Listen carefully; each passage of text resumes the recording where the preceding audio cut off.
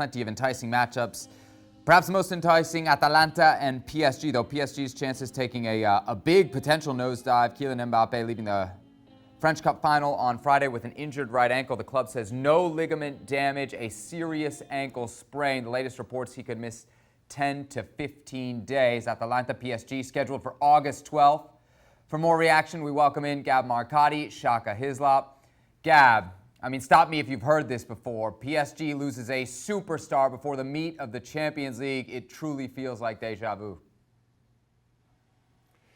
Yeah, obviously a different superstar this time. In the past, it was Neymar.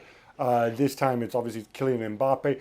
Sebi, we'll know more. The club's come out and said that he's going to undergo a whole battery of tests to better pinpoint exactly what his condition is. And we expect it to know by Sunday evening, possibly Monday.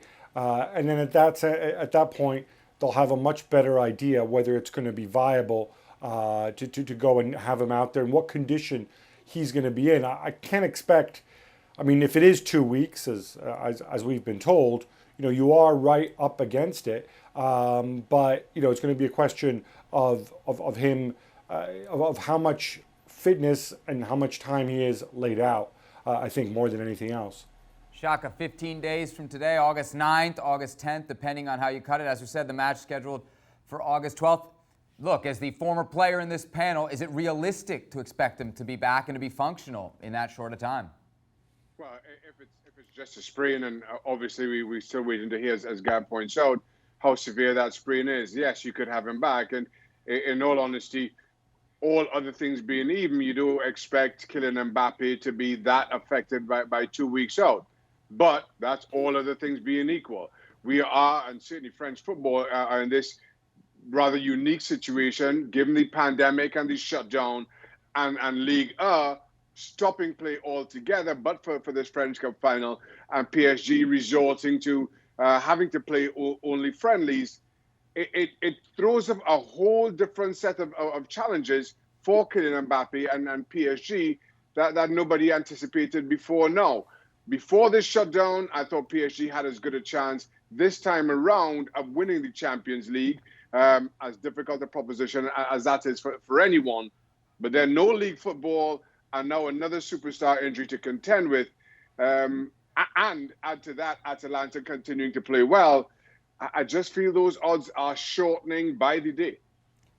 Gab, the plan for PSG was always probably to try and outscore Atalanta. Are they still favorites to do so if they don't have Mbappe in the lineup? Well, big question. I think they would still be slight favorites because, ultimately they have a lot more experience at this level, and they are a more talented team. And as we said before, at least as I said before, Sebi, they match up very well against Atalanta. Atalanta are a great side, but some of the things that Paris Saint-Germain does very well in terms of the individuals, in terms of winning their one-on-one battles, that's kind of how Atalanta stops opponents. And where Atalanta have struggled, certainly in the Champions League, has been against very talented individual sides who can beat you through individuals. Atalanta's game plan is very good at wreaking havoc against teams who rely on the collective. Against teams that can rely on individuals, that's when they sometimes run into problems. So, look, obviously Mbappe is going to be a massive loss if indeed he isn't there, but I would still lean PSG. Looking at the overall picture, Shaka, is there any chance that PSG can win the entire Champions League if they don't get Mbappe back to full strength? Listen, winning the Champions League is a difficult proposition under the most normal of circumstances, as I mentioned before. Without Kylian Mbappe, I don't see it. I just feel there are far too many other talented teams left in the competition. Defending champions and Liverpool are out, but you've got Real Madrid who've been there, seen it, and done it on countless occasions. And then all of a sudden, they come out of lockdown playing the best football of their season.